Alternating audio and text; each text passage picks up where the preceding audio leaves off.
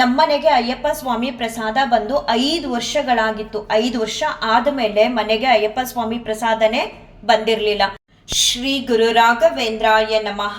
ಎಲ್ಲರಿಗೂ ನನ್ನ ನಮಸ್ಕಾರಗಳನ್ನ ತಿಳಿಸ್ತಾ ಇವತ್ತಿನ ವಿಡಿಯೋದಲ್ಲಿ ಸಫಲ ಏಕಾದಶಿ ಆಚರಣೆ ಹೇಗಿತ್ತು ನಮ್ಮನೇಲಿ, ಹಾಗೆ ನನಗೆ ಸಫಲ ಏಕಾದಶಿ ದಿನ ಆದ ಅನುಭವಗಳನ್ನ ಈ ವಿಡಿಯೋ ಮೂಲಕ ತಿಳಿಸ್ತೀನಿ.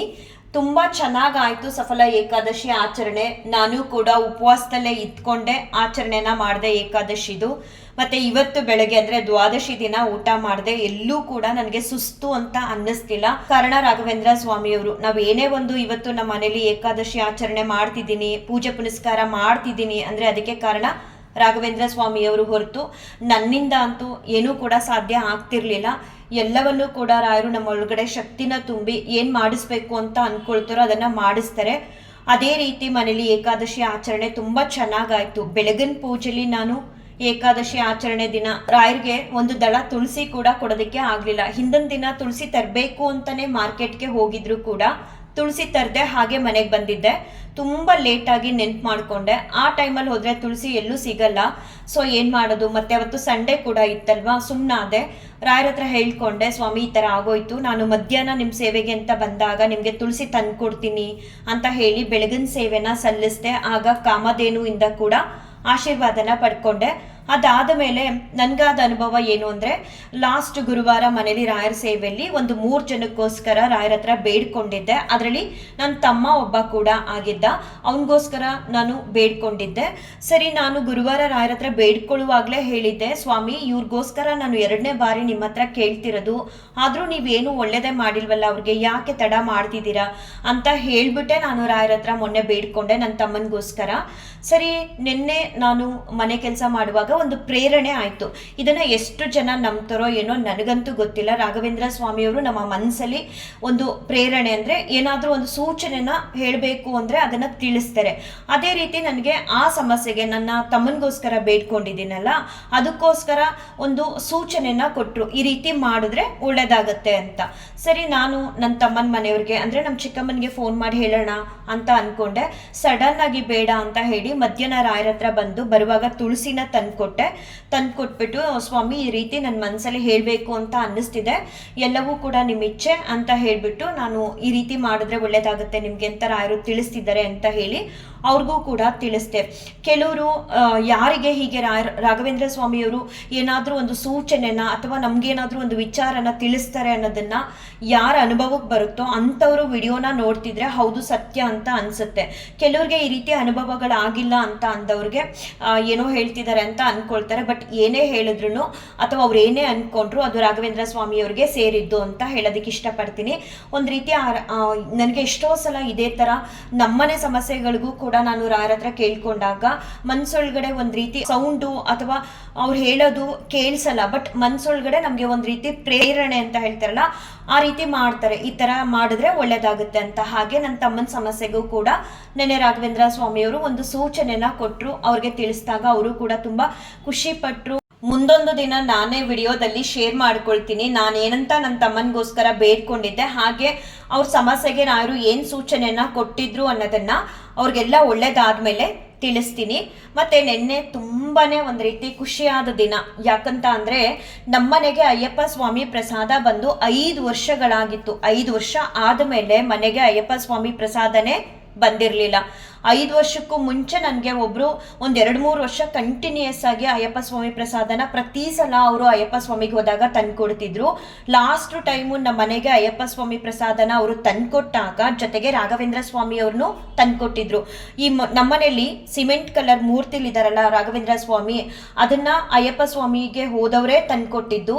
ಹೇಗೆ ಅಂತ ಅಂದರೆ ಅವರು ಅಯ್ಯಪ್ಪ ಸ್ವಾಮಿಗೆ ಹೋಗ್ತಾ ನಾವು ಮಂತ್ರಾಲಯಕ್ಕೂ ಕೂಡ ಹೋಗ್ತೀವಿ ಈ ಸಲ ಅಂತ ಹೇಳಿದಾಗ ನಾನೇ ಅವ್ರಿಗೆ ಕೇಳ್ಕೊಂಡಿದ್ದೆ, ನೀವು ಮಂತ್ರಾಲಯಕ್ಕೆ ಹೋದಾಗ ನನಗೆ ಒಂದು ರಾಘವೇಂದ್ರ ಸ್ವಾಮಿಯವ್ರದ್ದು ಫೋಟೋ ತಂದು ಕೊಡ್ತೀರಾ ಅಂತ ಹೇಳಿ.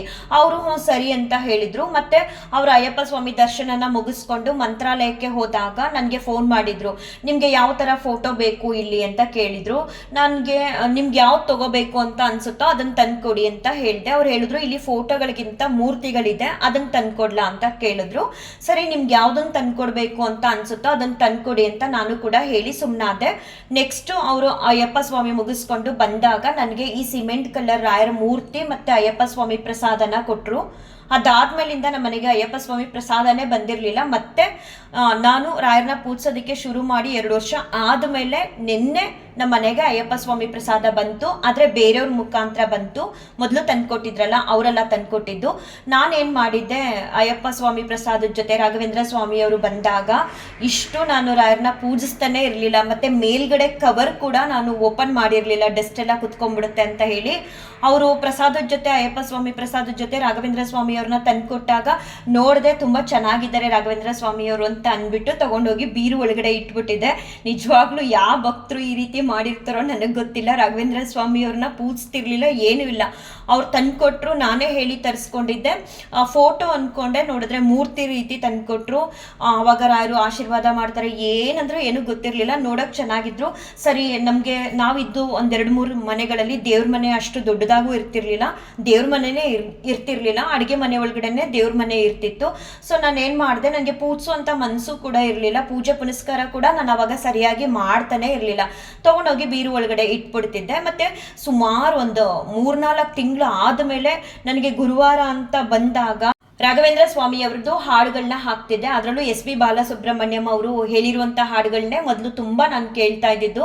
ಜೊತೆಗೆ ಒಂದಷ್ಟು ಸ್ತೋತ್ರಗಳು ಬರ್ತಿತ್ತು. ಯಾವ ಸ್ತೋತ್ರ ಏನು ನನಗೆ ಅದ್ರ ಬಗ್ಗೆ ಹೆಚ್ಚು ಏನು ಕೂಡ ನನಗೆ ಗೊತ್ತಿರ್ತಿರ್ಲಿಲ್ಲ. ಸರಿ, ಅದೆಲ್ಲ ಹಾಡು ಹಾಕ್ಕೊಂಡು ಮನೆ ಕೆಲಸ ಎಲ್ಲ ಮುಗಿಸ್ಕೊಂಡು ಬಂದು ಅದು 12 ಗಂಟೆ ಆಗಲಿ 12:30 ಆಗಲಿ ರಾಘವೇಂದ್ರ ಸ್ವಾಮಿಯವ್ರಿಗೆ ಕೈ ಮುಗಿಬೇಕು ಅನ್ನೋ ಮನಸ್ಸು ಆವಾಗ ನನಗೆ ಬರ್ತಿತ್ತು. ಆಗೇನು ಮಾಡ್ತಿದ್ದೆ, ಬೀರು ಬಾಕ್ಲು ಓಪನ್ ಮಾಡಿಬಿಟ್ಟು ಅಲ್ಲೇ ರಾಘವೇಂದ್ರ ಸ್ವಾಮಿಯವ್ರಿಗೆ ಕೈ ಮುಗಿಬಿಟ್ಟು ಹಾಗೆ ಬೀರು ಕ್ಲೋಸ್ ಮಾಡಿಬಿಡ್ತಿದ್ದೆ. ಆಮೇಲೆ ನನಗೆ ರಾಘವೇಂದ್ರ ಸ್ವಾಮಿಯವ್ರಿಗೆ ಒಂದು ಸ್ವಲ್ಪ ಗಂಧದ ಕಡ್ಡಿ ಬೆಳಗ್ಗೆ ಪೂಜೆ ಮಾಡಬೇಕು ಅನ್ನೋ ಮನಸ್ಸಾಗ್ತಿತ್ತು. ಆಗ ಸೇಮ್ ಹಾಡುಗಳೆಲ್ಲ ಕೇಳ್ತಿದ್ದೆ. ಗುರುವಾರ ಮನೆ ಕೆಲಸ ಎಲ್ಲ ಮುಗಿಸ್ಕೊಂಡು ಬಂದು ರಾಘವೇಂದ್ರ ಸ್ವಾಮಿಯವ್ರನ್ನ ಬೀರುಲಿ ಇಟ್ಟಿರ್ತಿದ್ನಲ್ಲ ಓಪನ್ ಮಾಡಿಬಿಟ್ಟು ಒಂದು ಸ್ವಲ್ಪ ಗಂಧದ ಕಡ್ಡಿ ಹಿಂಗೆ ಅಂದ್ಬಿಟ್ಟು ಮತ್ತೆ ಬೀರು ಕ್ಲೋಸ್ ಮಾಡಿಬಿಡ್ತಿದ್ದೆ. ಈ ಥರ ಮಾಡ್ತಿದ್ದೆ. ಆಮೇಲೆ ರಾಘವೇಂದ್ರ ಸ್ವಾಮಿಯವರು ಭಕ್ತಿ ಅನ್ನೋದನ್ನು ಕೊಟ್ಟು, ರಾಯರು ಕೊಟ್ಟರೆ ನಮ್ಮಲ್ಲಿ ಭಕ್ತಿ ಅನ್ನೋದು ಬರೋದಕ್ಕೆ ಸಾಧ್ಯ ಇಲ್ಲ. ನಮಗೆ ನಾವಾಗೆ ಭಕ್ತಿ ಬೆಳೆಸ್ಕೊಳ್ಳೋದು ಕಷ್ಟ. ಹಾಗಾಗಿ ನಾನು ಯಾವಾಗಲೂ ಹೇಳೋದು, ರಾಘವೇಂದ್ರ ಸ್ವಾಮಿಯವ್ರ ಮುಂದೆ ಕುತ್ಕೊಂಡಾಗ ಭಕ್ತಿ ಕೊಡಿ ಅಂತ ಕೇಳ್ಕೊಳ್ಳಿ. ರಾಘವೇಂದ್ರ ಸ್ವಾಮಿಯವರು ಯಾರಿಗೆ ಏನು ಮಾಡಬೇಕು, ಹೇಗೆ ಬರಬೇಕು ಯಾರ ಜೀವನದಲ್ಲಿ ಅಂತ ನಿರ್ಧಾರ ಮಾಡ್ತಾರೆ ಅನ್ನೋದು ಯಾರಿಗೂ ಕೂಡ ಊಹೆ ಮಾಡೋದಕ್ಕೆ ಸಾಧ್ಯನೇ ಇಲ್ಲ. ನೋಡಿ, ನಮಗೆ ಗೊತ್ತಿರೋಂಥವ್ರು ಅಯ್ಯಪ್ಪ ಸ್ವಾಮಿಗೆ ಹೋದಾಗ ನಾನು ಮಂತ್ರಾಲಯಕ್ಕೆ ಹೋಗ್ತಿರಲ್ಲ, ಅಲ್ಲಿಂದನೇ ನನಗೊಂದು ಫೋಟೋ ಬೇಕು ಅಂತ ಕೇಳ್ಕೊಂಡಾಗ ಮೂರ್ತಿ ರೂಪದಲ್ಲಿ ಬಂದರು. ಆಮೇಲೆ ಅದನ್ನು ನಾನು ಒಂದು ಬೀರು ಒಳಗಡೆ ಇಟ್ಟಿದ್ದೆ. ಅದಾದಮೇಲೆ ಸುಮ್ಮನೆ ಹಿಂಗೆ ಒಂದು ಗುರುವಾರ ಕೈ ಮುಗಿಬೇಕು ಅನ್ನೋ ಮನ್ಸು ಬಂತು. ಆಮೇಲೆ ಅವ್ರಿಗೆ 2 ಗಂಧದ ಕಡ್ಡಿ ಹಚ್ಚಬೇಕು ಅನ್ನೋ ಮನ್ಸು ಬಂತು. ಹೀಗೆ ನಾನು ಮಾಡ್ತಾ ಬರ್ತಿದ್ದೆ ಹೊರತು ಈ ರೀತಿ ಗುರುವಾರ ಬಂದಾಗ ಬೇಗ ಎದ್ದೇಳೋದು, ಪ್ರತಿನಿತ್ಯ ರಾಯರ ಸೇವೆ ಮಾಡೋದು ಎಂದೂ ಕೂಡ ಮಾಡಿದವಳಲ್ಲ. ರಾಘವೇಂದ್ರ ಸ್ವಾಮಿಯವರ ಇಚ್ಛೆ ಇರಬೇಕು. ಒಬ್ರು ಬದುಕಲ್ಲಿ ರಾಯರು ಬರಬೇಕು ಅಂದರೆ, ಮತ್ತೆ ಅವರಲ್ಲಿ ಭಕ್ತಿ ಅನ್ನೋದನ್ನು ತುಂಬಬೇಕು, ಮತ್ತೆ ಅವ್ರ ಜೀವನನ ಉದ್ಧಾರ ಮಾಡಬೇಕು ಅಂದರೆ ಅದು ರಾಘವೇಂದ್ರ ಸ್ವಾಮಿಯವರ ಇಚ್ಛೆ ಇರಬೇಕು. ರಾಘವೇಂದ್ರ ಸ್ವಾಮಿಯವರ ಇಚ್ಛೆ ಇದ್ದರೆ ಯಾವಾಗ, ಹೇಗೆ, ಯಾರ ಮುಖಾಂತರ ಯಾರ ಬದುಕಿಗೆ ರಾಘವೇಂದ್ರ ಸ್ವಾಮಿಯವರು ಹೋಗ್ತಾರೆ ಅಂತ ಯಾರೂ ಕೂಡ ಊಹೆ ಮಾಡ್ಕೊಳ್ಳೋಕ್ಕೆ ಸಾಧ್ಯನೇ ಇಲ್ಲ. ಇದೇ ನಾನು 5 ವರ್ಷಕ್ಕೂ ಹಿಂದೆ ನನ್ನ ಬದುಕು ಎಷ್ಟು ಕಷ್ಟ ಇತ್ತು ಅಂದರೆ ಒಂದೊಂದ್ಸಲ ಅನ್ಸೋದು ಏನಕ್ಕೆ ಈ ಬದುಕು ಅಂತ ಅನ್ನಷ್ಟು ಬೇಜಾರಾಗ್ತಿತ್ತು. ಅಷ್ಟು ದುಃಖ ಪಡ್ತಿದ್ದೆ. ತುಂಬ ಕಷ್ಟಗಳನ್ನ ನಾನು ಪಟ್ಟೆ ಬಂದಿರೋದು. ಇವಾಗಂತೂ ರಾಘವೇಂದ್ರ ಸ್ವಾಮಿಯವರು ನಮ್ಮೆಲ್ಲ ಕಷ್ಟ ಕಾರ್ಪಣ್ಯಗಳನ್ನ ನಮ್ಮಿಂದ ದೂರ ಮಾಡಿ ತಕ್ಕ ಮಟ್ಟಿಗೆ ನೆಮ್ಮದಿ ಅನ್ನೋದನ್ನು ಕೊಟ್ಟು ನಮ್ಮನ್ನು ಕೈ ಹಿಡಿದು ಮುಂದೆ ನಡೆಸ್ತಿದ್ದಾರೆ. ನಾನು ಯಾವಾಗಲೂ ಅಷ್ಟೇ ರಾಯರ ಹತ್ರ ಬೇಡ್ಕೊಳ್ಳೋದು, ಸ್ವಾಮಿ, ತಂದೆ ತಾಯಿ ಬಂಧು ಬಳಗ ಎಲ್ಲವೂ ಕೂಡ ನನ್ನ ಪಾಲಿಗೆ ನೀವೇ ಆಗಿದ್ದೀರಾ. ನೀವು ಹೇಗೆ ಕರ್ಕೊಂಡು ಹೋಗ್ತೀರೋ ಹಾಗೆ ನಮ್ಮ ಬದುಕು ಅಂತ ಹೇಳ್ತೀನಿ. ನಾನು ಏನೋ ಒಟ್ಟಿನಲ್ಲಿ ಗೊತ್ತಿಲ್ಲ, ರಾಯರನ್ನ ಇಷ್ಟರ ಮಟ್ಟಿಗೆ ಪೂಜಿಸ್ತೀನಿ, ಈ ಏಕಾದಶಿಯೆಲ್ಲ ಆಚರಣೆ ಮಾಡ್ತೀನಿ ಉಪವಾಸದಲ್ಲಿ ಇದ್ಕೊಂಡು ಅಂತ ಅಂದರೆ ಅದಕ್ಕೆ ರಾಯರೇ ಕಾರಣ. ರಾಯರು ನನ್ನಲ್ಲಿ ಭಕ್ತಿ ಕೊಡದೇ ಇದ್ದಿದ್ರೆ, ನನ್ನಲ್ಲಿ ಶಕ್ತಿ ಕೊಡದೇ ಇದ್ದಿದ್ರೆ ನಾನು ಏನೊಂದೂ ಕೂಡ ಮಾಡೋಕ್ಕಾಗ್ತಿರ್ಲಿಲ್ಲ. ಸುಮ್ಮನೆ ಬೀರುಲಿಟ್ಟೆ ರಾಘವೇಂದ್ರ ಸ್ವಾಮಿಯವ್ರನ್ನ ಪ್ರತಿ ವಾರ ಹೋಗಿ ಕೈ ಮುಗಿತಿದ್ನೋ ಏನೋ ಗೊತ್ತಿಲ್ಲ. ನಾನು ಪ್ರತಿ ಸಲ ಪ್ರತಿ ವಿಡಿಯೋದಲ್ಲೂ ಹೇಳೋದು, ಅವ್ರ ಇಚ್ಛೆ ಅನ್ನೋದಿದ್ದರೆ ನೀವು ರಾಯರ ಮೇಲೆ ನಂಬಿಕೆನ ಇಟ್ಟು ರಾಯರೇ ಅಂದರೆ ಸಾಕು, ಮುಂದೆ ಅವರು ನಿಮ್ಮ ಕೈಲಿ ಏನು ಮಾಡಿಸ್ಬೇಕು ಅದನ್ನು ಅವರೇ ಮಾಡಿಸ್ತಾರೆ. ನೀವೇನು ಮಾಡೋದು ಬೇಡ. ಸ್ವಾಮಿ ಎಲ್ಲರಿಗೂ ಒಳ್ಳೇದು ಮಾಡ್ತೀರಾ, ನಮ್ಮ ಕಷ್ಟಗಳನ್ನು ಕಳೀರಿ, ನಮಗೂ ಒಳ್ಳೇದು ಮಾಡಿ ಅಂತ ಭಕ್ತಿ ಶ್ರದ್ಧೆಯಿಂದ ಶುದ್ಧ ಮನಸ್ಸಿಂದ ಅವ್ರಿಗೊಂದು ನಮಸ್ಕಾರ ಮಾಡಿ ಅವ್ರು ನಿಮ್ಮ ಬದುಕಲ್ಲಿ ಬಂದರೆ ಬದಲಾವಣೆ ಅನ್ನೋದನ್ನು ತಂದೆ ತರ್ತಾರೆ ರಾಘವೇಂದ್ರ ಸ್ವಾಮಿಯವರು. ಎಲ್ಲ ಕಷ್ಟಗಳನ್ನೂ ನಿಮ್ಮಿಂದ ದೂರ ಮಾಡೇ ಮಾಡ್ತಾರೆ. ಒಬ್ಬರು ಬದುಕಲ್ಲಿ ರಾಘವೇಂದ್ರ ಸ್ವಾಮಿಯವರು ಹೋಗ್ತಾರೆ ಅಂದರೆ ಅಲ್ಲಿ ಬದಲಾವಣೆ ಆಗೋದು ಸತ್ಯ. ಎಲ್ಲ ರೀತಿಲೂ ಬದಲಾಯಿಸ್ತಾರೆ. ನನ್ನನ್ನು ಕೂಡ ಇದೇ 5 ವರ್ಷಕ್ಕೂ ಹಿಂದೆ ನಾನು ಹೇಗಿದ್ದೆ ಅಂದರೆ, ಈ ವಿಡಿಯೋ ನೋಡೋರು ಎಲ್ಲೋ ಕೂತಿರ್ತೀರಾ, ನಮ್ಮ ಬಗ್ಗೆ ಏನೂ ಗೊತ್ತಿರಲ್ಲ, ಸುಮ್ಮನೆ ಏನೋ ಹೇಳ್ತಿದ್ದೀರಾ ಅಂತ ಅಂದ್ಕೊಳ್ತೀರಾ. ಸ್ವತಃ ನಾವು ಅನುಭವಿಸಿರೋ ನೋವುಗಳು ಅಥವಾ ನಾವು ಹೇಗಿದ್ದು ಅನ್ನೋದು ನಮಗೆ ಮಾತ್ರ ಗೊತ್ತಿರುತ್ತೆ. ಹಾಗಾಗಿ ನೀವೇನು ಅಂದ್ಕೊಂಡ್ರು ವಿಡಿಯೋ ನೋಡೋರು ಎಲ್ಲವೂ ಕೂಡ ರಾಯರಿಗೆ ಸೇರುತ್ತೆ ಅಂತ ಹೇಳೋದಕ್ಕೆ ಇಷ್ಟಪಡ್ತೀನಿ. ಬಟ್ ರಾಘವೇಂದ್ರ ಸ್ವಾಮಿಯವರು ನನ್ನ ಬದುಕಲ್ಲಿ ಬಂದ ಮೇಲೆ ಸಾಕಷ್ಟು ಬದಲಾವಣೆಗಳನ್ನ ಮಾಡಿದ್ದಾರೆ. ಪ್ರತಿನಿತ್ಯ ಒಂದಲ್ಲ ಒಂದು ರೀತಿ ನನ್ನನ್ನು ಬದಲಾಯಿಸ್ತಾನೆ ಕರ್ಕೊಂಡು ಬರ್ತಿದ್ದಾರೆ. ನಿನ್ನೆ ಕೂಡ ನಾನು ವಿಷ್ಣು ಸಹಸ್ರನಾಮ ಪಾರಾಯಣನ ಮಾಡಿದೆ. ಏನು ನನ್ನ ಬಾಯಲ್ಲಿ ವಿಷ್ಣು ಸಹಸ್ರನಾಮ ಬರುತ್ತೆ ಅಂದರೆ ನಾನು ಎಂದೂ ಕೂಡ ಊಹೆ ಮಾಡ್ಕೊಂಡವಳಲ್ಲ ಹೇಳ್ತೀನಿ ಅಂತ. ನಿನ್ನೆ ಸಂಜೆ ನಾನು ವಿಷ್ಣು ಸಹಸ್ರನಾಮ ಪಾರಾಯಣನ ಮಾಡಿದೆ. ಎಷ್ಟು ಖುಷಿ ಆಗುತ್ತೆ ಗೊತ್ತಾ. ನೋಡಿ, ನಾನು ಪ್ರತಿ ಸಲ ಹೇಳೋದು ರಾಘವೇಂದ್ರ ಸ್ವಾಮಿಯವರು ದುಡ್ಡು ಕೊಟ್ಬಿಟ್ರೆ ಮಾತ್ರ ರಾಯರಿದ್ದಾರೆ ಅಂತ ಅಲ್ಲ, ಅಥವಾ ನೀವೇನೋ ಒಂದು ಕೇಳ್ಕೊಂಡಿದ್ದೀರಾ ಅದಾಗೋಗ್ಬಿಡ್ತು ಅಂದರೆ ಮಾತ್ರ ರಾಯರಿದ್ದಾರೆ, ಇಲ್ಲ ಅಂತ ಅಂದರೆ ಅಯ್ಯೋ ನಾವೆಷ್ಟು ಪೂಜೆ ಮಾಡ್ತಿದ್ದೀವಿ ರಾಯರು ನಮ್ಗೆ ಯಾಕೋ ಒಲಿತಿಲ್ಲ, ಆ ಥರ ಎಲ್ಲ ಅನ್ಕೋಬಾರ್ದು. ಏನಾರು ಕೊಡಿ ಸ್ವಾಮಿ, ರಾಯರು ನಮಗೆ ಗುರುಗಳಾಗಿ ದೇವರಾಗಿ ಬಂದು ಬಳಗ ಆಗಿ ನಮ್ಮ ಜೊತೆ ಇದ್ದು ನಮ್ಮನ್ನ ಕಾಪಾಡ್ತಾರೆ. ನಾವು ಅವ್ರ ಪಾದನ ಗಟ್ಟಿಯಾಗಿ ಹಿಡಿದು ಸ್ವಾಮಿ ನೀವೇ ಎಲ್ಲ, ನಮಗೆ ನಿಮ್ಮನ್ನ ಬಿಟ್ಟು ನಮಗೇನು ಗೊತ್ತಿಲ್ಲ, ನಮಗೇನು ತಿಳಿದು ಅಂತ ಹೇಳಿ ಅವ್ರ ಕೈ ಮುಗಿದ್ರೆ ಸಾಕು. ರಾಘವೇಂದ್ರ ಸ್ವಾಮಿಯವರು ಮುಂದೆ ಏನು ಮಾಡಬೇಕು ಅಂತ ಅಂದ್ಕೊಳ್ತಾರೋ ಅದನ್ನೆಲ್ಲ ನಿಮ್ಮ ಕೈಯಾರೆ ಅವರೇ ಸ್ವತಃ ನಿಮ್ಮ ಜೊತೆ ನಿಂತು ಮಾಡಿಸ್ತಾರೆ. ನಾನಂತೂ ಅದೆಷ್ಟು ಜನ್ಮಗಳ ಪುಣ್ಯ ಮಾಡಿದ್ನೋ ಗೊತ್ತಿಲ್ಲ.